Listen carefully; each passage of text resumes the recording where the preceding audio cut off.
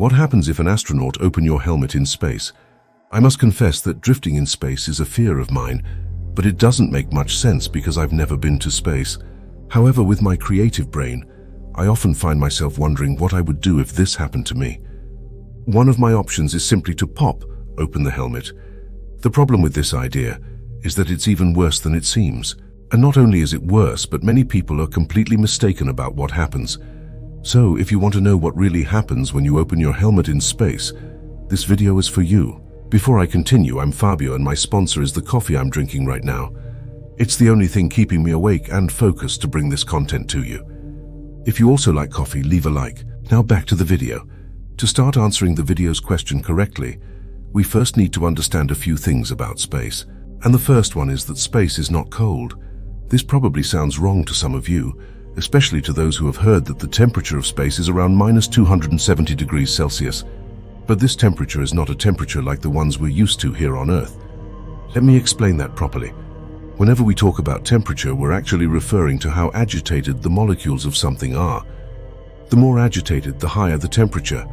The less agitated, the lower the temperature. And the key word here is molecules. Temperature is what we call a macroscopic measure of something. That is, it's a kind of average of how much energy the molecules that make up that thing have. Everything within our reach here on Earth that has a temperature is literally full of molecules. Even the air you can't see has billions and billions of molecules in this space here. And what's the point I'm getting at? In space, we almost don't have molecules to have a temperature. It's an almost perfect vacuum. And this is important because there are only three ways to exchange heat: convection, conduction, and radiation. Convection is what happens in your pot when you cook. The water at the bottom gets hot and ends up exchanging places with the cold water, which is usually at the top. And this doesn't happen in space because we don't have molecules. Conduction happens when you touch a hot surface, and it transfers some of that thermal energy to you, sometimes causing burns in the process. This also doesn't happen in space because we don't have molecules. The only possible way to exchange heat in space is radiation, which is the only one that doesn't need contact between matter to happen. If you took a thermometer and put it in space, you would see it slowly decreasing in temperature until it reached the -270 degrees Celsius we always hear about.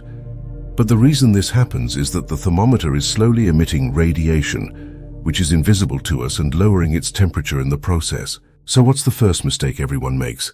Thinking that in space you would freeze instantly. That simply doesn't happen. If you were teleported to space right now, perfect. New fear unlocked. You wouldn't freeze instantly. You would emit radiation slowly, lowering that temperature until you reach the same temperature as the universe, around -270 degrees Celsius. But here's an important detail. We have the sun to mess everything up.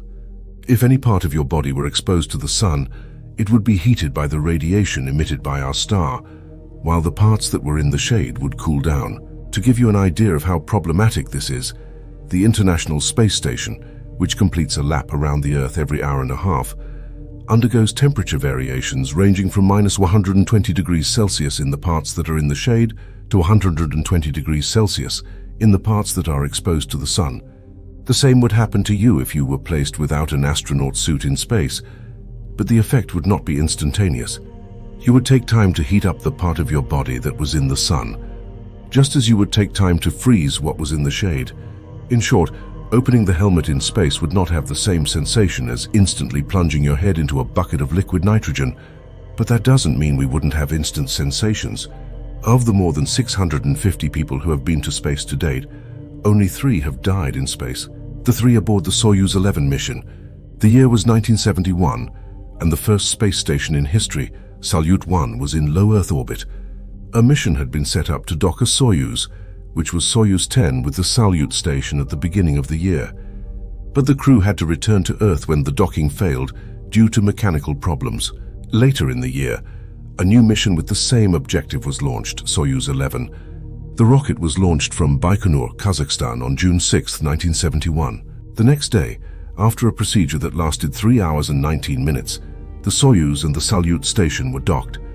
The 3 cosmonauts, Dobrovolsky, Volkov and Patsayev, spent a total of 22 days in orbit inside the station, breaking all the duration records in space until then, until it was time to return home on June 29, 1971.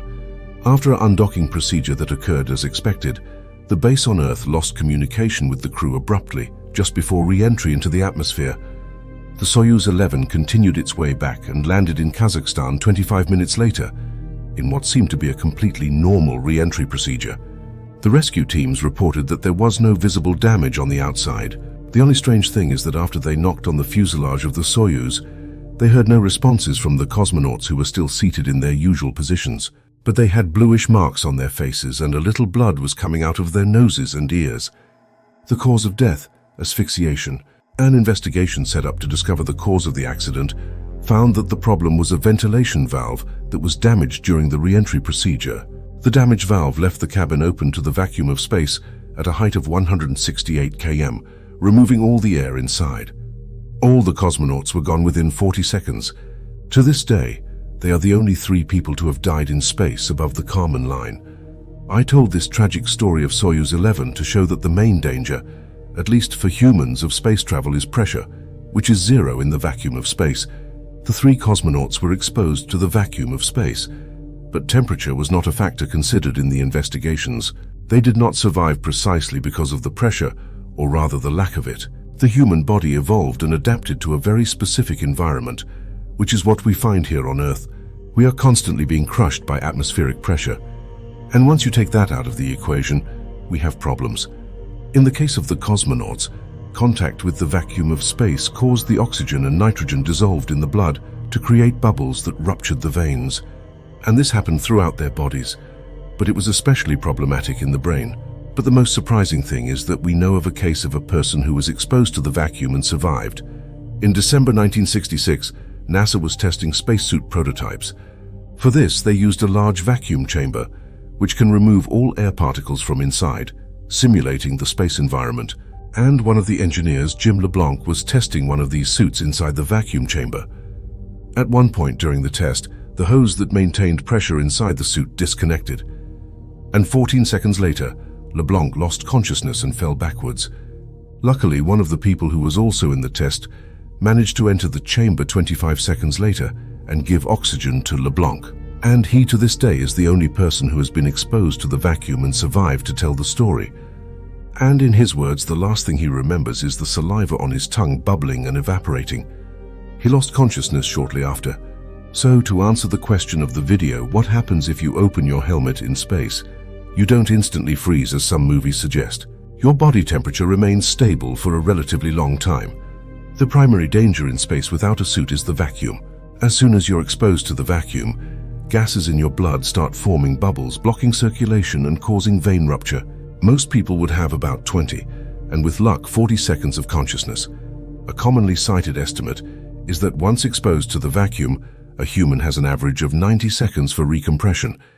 Beyond that, death is inevitable.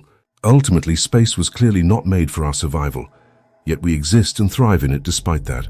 The existence of the International Space Station, a symbol of cooperation between countries, continuously inhabited by humans for 23 years, is also a reminder of what humanity does best, adapting to live in the most unimaginable places.